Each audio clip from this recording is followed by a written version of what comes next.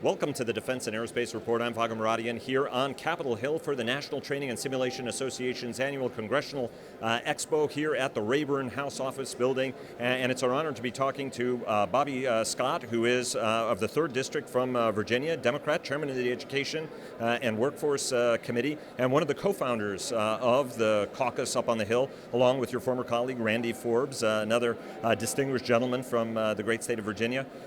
Sir, talk to us a little bit about Congress's role in sort of driving this technology. Some of this is from the military side of the House when it comes to training and simulation technology. Some of it is from the gaming industry.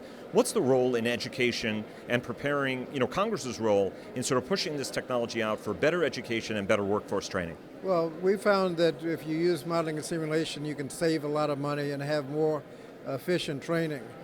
We found that I learned this when I was flying a jumbo jet. It crashed, and you had to reboot, not repair. That saves a lot of money. You can also get a lot more training done a lot quicker. And if you're running a military, the training is a major part of the operation.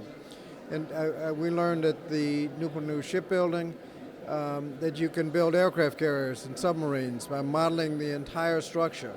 And we've seen how workers can take an iPad rather than tons of paper and figure out what's going on at a certain place.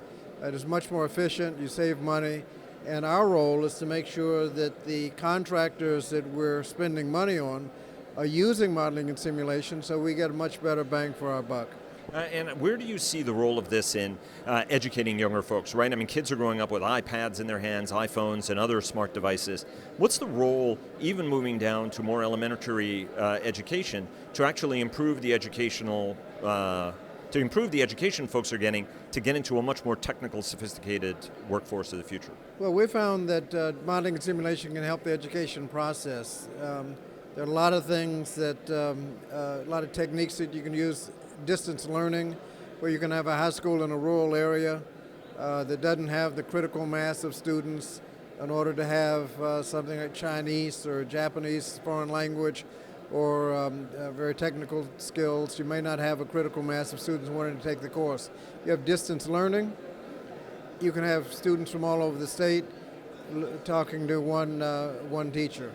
There are a lot of other things you can do in modeling and simulation to actually improve the education process. So we want to make sure that the technology is used, not just because it's technology, but to make sure that we're improving education.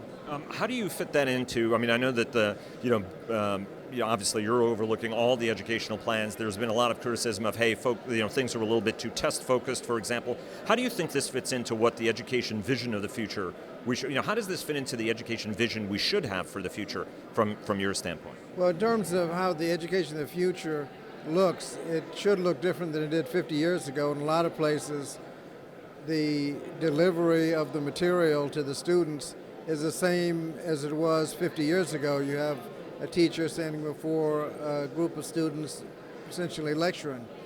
There's more hands-on learning that can take place, particularly in the sciences, and we want to make sure that we're up to date, making sure that we're making the most efficient use of modeling and simulation to make sure the students are learning as quickly as they can. And does that require more, do you think, federal investment, state investment? What's the right way to do that? Because some of this are very technology rich. I remember for our kids in their school, getting smart boards was something that was inexpensive. That was a strategic investment. What's the role, do you think, of government in terms of trying to figure this out? Because I know industry can do part of it, but it's a much bigger challenge. Well, what the role of Congress is to make the technology available, to encourage the technology, because at the local level, a lot of times they don't have the funding to make the investment. But in terms of federal investment, when we have federal money, we want to make sure it's used as efficiently as possible. That may mean capital expense of getting the smart boards rather than the blackboards and chalk that we had before. There are a lot of things we can do to encourage localities, and we can deliver to the localities the information. These are the things that are available. This is the cost. so they don't have to do all that work and research themselves. And last question, because bells are ringing and it's markup season, how do you think the budget process is going to go? You know, we're at a little bit of an impasse. Everybody's looking at spending caps being lifted. Obviously, a lot of our audience is a military audience, but it also affects you and every member of Congress and every American. How do you think this is going to play out? At what point do we get a deal, or are we going to end up living on continuing resolutions again? Well, I have an interest in this because in Hampton Roads, economists estimate anywhere from a third to almost a half of the economy of Hampton Roads, Virginia depends on Department of Defense. Not federal spending, Department of Defense. And so getting the defense bill, appropriations bill passed is extremely important to my area of the state. We're working hard. We passed the budget in the House. We're waiting for the Senate to take action. But I think the House has done about everything it can do at this point to make sure that the funding is there for defense. We are way ahead of schedule. We're not at the late September where we're up to get a deadline and have to deal with continuing resolutions, which are problematic because you can't plan and you don't know what you're going to get next week. We need to have a budget in place so that the vendors, so that the military can plan and have its operations as efficient as possible. You can't do that with a haphazard budget situation.